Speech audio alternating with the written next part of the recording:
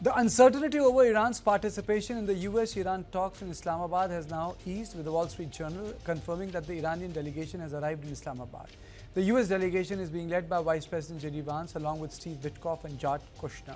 Despite announcement of ceasefire, key differences remain over Lebanon and Hormuz, which remains unresolved. More than that, Pakistan's Defence Minister, in a tweet which he subsequently deleted, called Israel evil and curse for humanity. He wrote that the peace talks are being held in Islamabad and genocide is being committed in Lebanon. He also wrote that the Palestinian land should get rid of European Jews. Israel was quick to respond. Netanyahu called the statement outrageous. Pakistan and Israel do not maintain former diplomatic ties. Even Foreign Minister of Israel responded and said that Israel knows how to defend itself. Question is why Pakistan is bending backward to mediate the issue. First, Pakistan has a military alliance with Saudi Arabia and it does not want to get into a real fight with Iran. Second, Iran shares a 900-kilometer border and Baluch population overlaps, making it a sensitive issue for both countries. Third, 20% of Pakistan's population is Shia. For its own social harmony, Pakistan needs to be seen doing something for Iran. Fourth, Pakistan wants to create a healthy balance between China. It cannot be seen to have a single benefactor. Two benefactor keeps Pakistan financially happy. Fifth, Pakistan wants to be in good books of Trump. Asim Munir was called my favorite field marshal by Trump. Direct line with Washington helps Pakistan. It helps them on the Afghanistan issue too, where they are waging a war. Lastly, Pakistan is also badly affected by war. Its economy is also in shambles. And for this reason, it has a skin in the game. It is not the first time Pakistan has done something like this. Pakistan successfully allowed Kissinger to travel to China, where he met Zhou Enlai that laid the foundation of Nixon-Mao meet of 1972. But in between, Pakistan lost its eastern arm and Bangladesh was born. So the question is, can Pakistan do something unprecedented? Second, is there a Chinese hand behind it? Third, why has Pakistan chosen as a mediator by America? And will Israelis listen to Pakistan in this case? I am joined by Professor Swaran Singh. Sir, you wrote a beautiful article. My question to you is, you wrote, Pakistan has without doubt delivered a diplomatic opening at moment of acute crisis, but openings are not outcomes. Why did you write that, sir? Obviously, because as you started your program by saying there are so much confusion, so much posturing, contradiction, uncertainties. But of course, Pakistan wanted to clinch this unusual opportunity to showcase itself as a peacemaker. And therefore, hurriedly, simply between Trump and General Munir and Pakistan Prime Minister also, of course, part of this conversation. And I have said it before, if President Trump had to confide in any international interlocutor, then in that case, as you mentioned, his favorite field marshal fitted the bill. But it's obviously not expected if you look at in terms of history of such ceasefires followed by talks. Even in much better circumstances, this is going to be only the foot in the door, and therefore, at best, they would establish contact and say where the next talks will happen, who will conduct those next talks. Nothing breakthrough of any kind is expected, except that their public posturing hopefully will be different compared to perhaps much more muted and agreeable conversation behind closed doors, and that could have a good start. You also wrote that the gap between Washington's 15-point and Tehran's 10-point counter-proposal remains far too wide, not only in substance but in strategic vision. Also, I'll come to that a little later. I'm also joined by Meera Shankar, former ambassador to USA. Madam, thank you so much for joining me, and Professor Scott Lucas. He joins me from Dublin. Thank you, sir. Thank you for joining me. Let me go across to Ambassador Meera Shankar. Madam, today Pakistan caused quite a stir, storm in a teacup, and subsequently the minister had to delete his tweet. Pakistan, which exports terrorism, Pakistan, is waging a war in Afghanistan, has become a beacon of peace. Do you think Pakistan can deliver? Now it's been confirmed by Wall Street Journal that the meeting indeed will take place in Islamabad on Saturday. Look, I think the peace will have to be delivered by the US and Israel on one side and Iran on the other.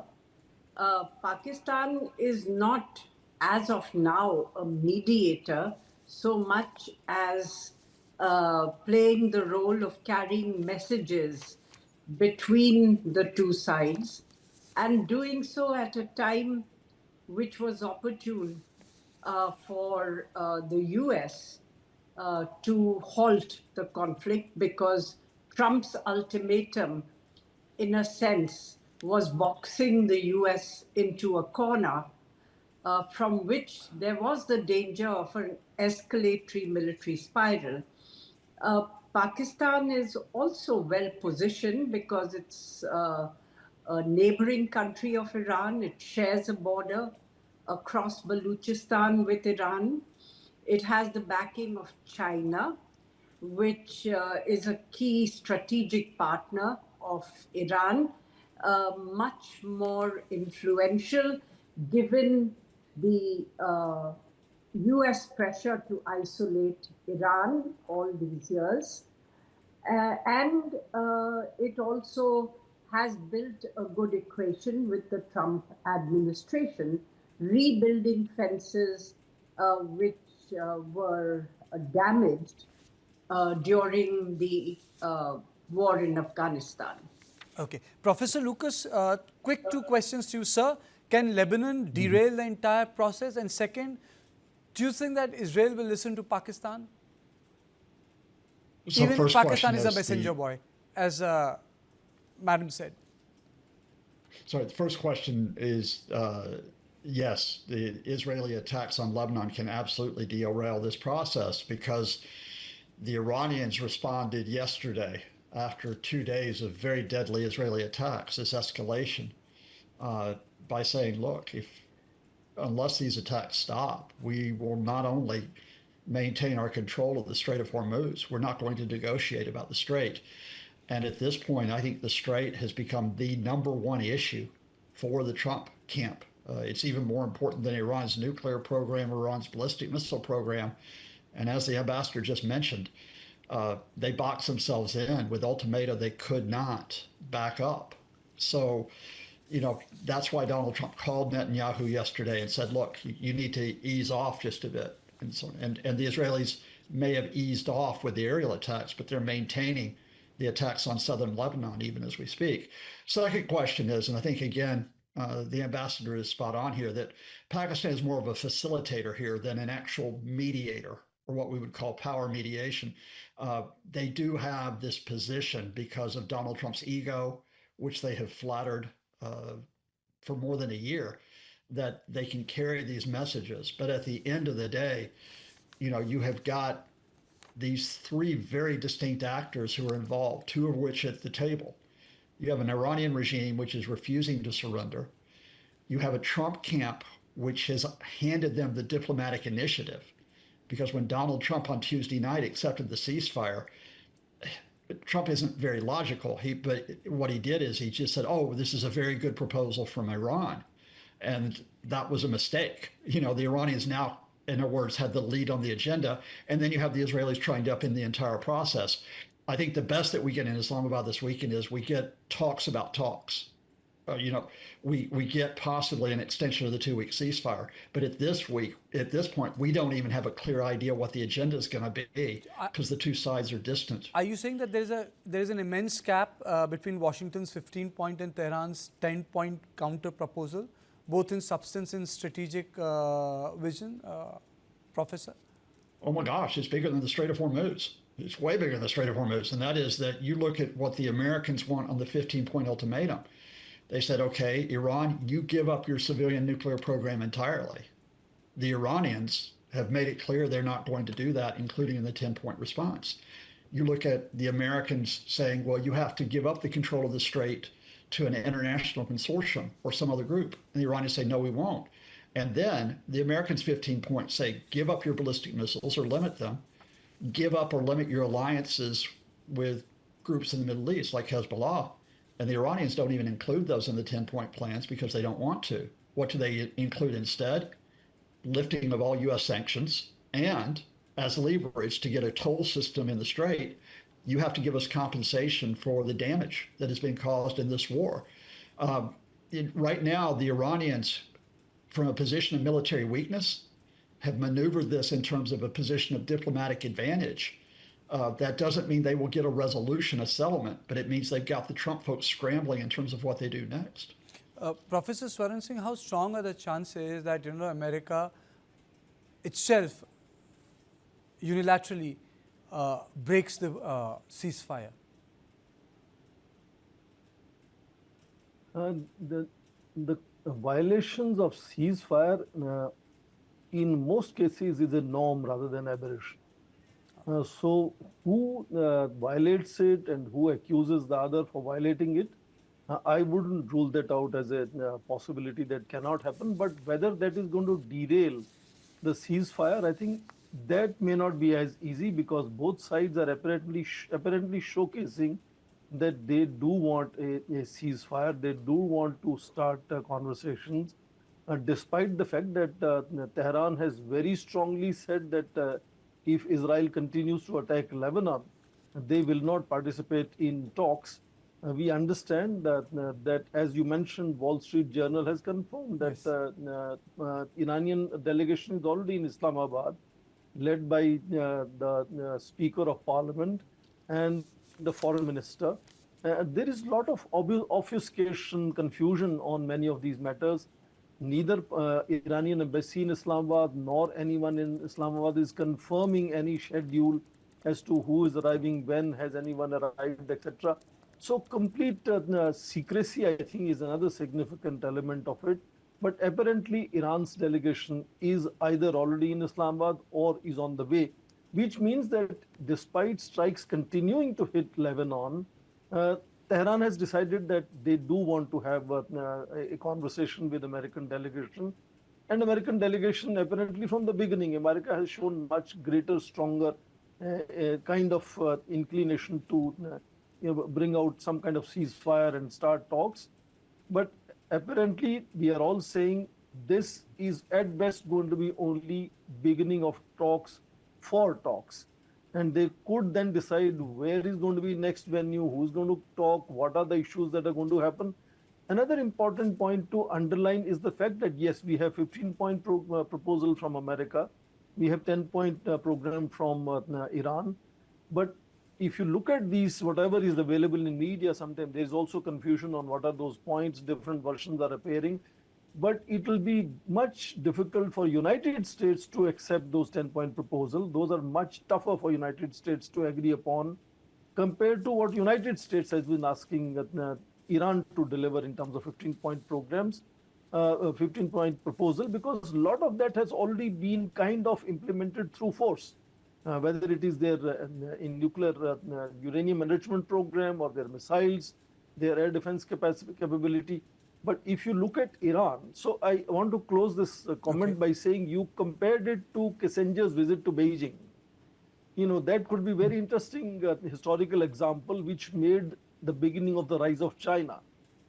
Is this approach which showcased that it can control, it can be the gatekeeper to 20% of oil, 25% of gas that is exported from this region, and of course, likewise, imports that these countries have from outside, because they hardly... Absolutely. Let me take this question to Ambassador Meera Shankar. Madam, do you think that this will lead to a sort of a different placement of Iran in the world affairs? And yes, one thing I can confirm, Professor Swaran Singh, the meeting is in Serena Hotel. That entire area has been cordoned off. So the venue is there. But what our sources are telling us is that the American delegation is not going to spend the night there. They're going to be there, attend the meeting, and probably fly out. Ambassador. Look, I think the US underestimated Iranian resilience and their celebration of martyrdom. So their ability to take punishment. Now you have a situation where the US doesn't know how to end game this conflict that they started. So the ceasefire, I think, bails Trump out at a time when he had given these apocalyptic, ultimatums to Iran. The difference between the two proposals, the two positions is very wide. Uh, some areas where you can see possible convergence is where, because Iran is saying there should be a ceasefire which extends not only to Iran, but also to Iraq, Lebanon, and Yemen. And then it also talks of guarantees against, not just the recurrence of such a conflict with Iran, but also ending regional conflicts. Now, that provides some little area of convergence. The other is the agreement to open the Strait of Hormuz. But on what terms? There are big differences because Iran wants it to remain under Iranian control and for shipping to be under coordination or in coordination with the Iranian military. They've also proposed that they charge a $2 million fee on every ship which passes through the Strait of Hormuz, which they will share with Oman. So an international waterway, which was once open freely to shipping, would become, in a sense, a national waterway controlled by Iran. And while there may be, some inclination there to agree that this could be some way whereby Iran could rebuild itself, but at the same time, for the US, this has been a principle. The freedom of navigation has been a principle. And if you look at some of its tensions with China, for instance, those tensions have centered exactly around this issue. China's, closing off the 9-island chain and so on. So freedom of navigation and keeping open the sea lines of communication have been critical points of US policy. Whether they will be able to agree on something remains to be seen. Iran, in the negotiations, indirect negotiations which were going on through Oman, mediated by Oman, had agreed to dismantle their enriched uranium stockpile, to actually, downgrade the enrichment, to commit not to build a stockpile in future, to commit not to have a nuclear weapon now or into the future, to be open to IAEA safeguards and surprise inspections. And the issue on which there was disagreement was Iran's insistence on principle that they should retain the right to enrich uranium in principle, in conformity with the Non-Proliferation Treaty, which allows non-nuclear weapon states to pursue civil nuclear programs. And the procedure has been that these will be under IAEA safeguards and subject to IAEA inspections. Now, the US insisted that they could not allow any uranium enrichment to take place in Iran. So, there are some, as I could see, some areas where you can see some tentative, possibilities, but the differences also remain very, very, very vast, because since the US attacked Iran, whether Iran will adhere to the positions that it was willing to in its indirect talks with the US remains to be seen. They've taken a much harder line in their 10-point proposal. So this brings me to another question. Professor Scott Lucas, the war changes the shape of the society. So what is your understanding? Has this war radicalized Iran further, made it pro-regime further? The entire American idea that the people would rise against the mullahs have not happened. So what is your assessment of the impact, the act of war on the Iranian state? Well, I mean, as you know, I've taught in Iran I can't go back there because I've been threatened with prison, but I have many friends who are there. I think that right now, at least amongst my friends in my context, they just want to survive, to be honest with you. They're not thinking about long term right now in terms of political, economic, social issues because they've got a war which is going on, as well as the repression of the regime that put down those protests and killed thousands of people back in January.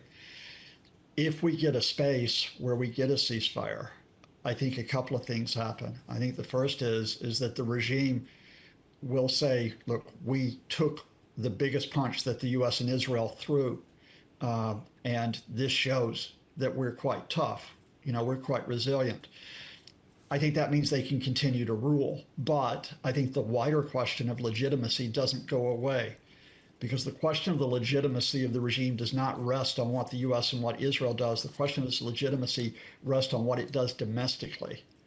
The problem for the Iranian opposition, which wants reforms, is twofold. First of all, they cannot come out and press for those reforms and make it look like they're doing so on behalf of the U.S. and Israel. And this war, therefore, has made it more difficult for them. And secondly, I think the difficulty is going to be that you already have many opposition leaders who are in prison, many who have been forced to leave the country. I think because the regime feels threatened, it will maintain that crackdown on the ability of the opposition to organize. Professor Swaran Singh, I'll take the closing question from you. I'm not going to ask you what are the red lines for Donald Trump, because only God knows what Trump thinks. But in your opinion, what will be the Iranian red lines? I think very clearly Iran is putting enormous stress on Strait of Hormuz, which it has understood is a very important leverage, and it is now kind of presenting it as one way of ensuring reconstruction of Iran in that sense. It seems that is going to be an enormous sticking point. It continues even today as we speak to have its military control that whole region right now. And despite Trump talking of even forcefully opening it, he says my forces are recuperating, getting ready to reload again, and we could go and take action there. Suddenly, as we are saying, there is no talk of regime change as a most important area, or nuclear weapons or missiles. Strait of Hormuz has become most significant. In the long run, if Iran has to emerge as a very powerful state, then its control of whatever way it is on Strait of Hormuz, whether it is a joint control with Oman, is something that Iran believes is very significant for it, for reconstruction and beyond it. And I think that is what Iran is going to stick very, very strongly. As far as Lebanon is concerned, we are noticing that it has sent the delegation, despite initially saying it will not participate in talks, it will not accept ceasefire if Lebanon is attacked. Okay. That meeting is going to take place in Washington. Thank you, all of you.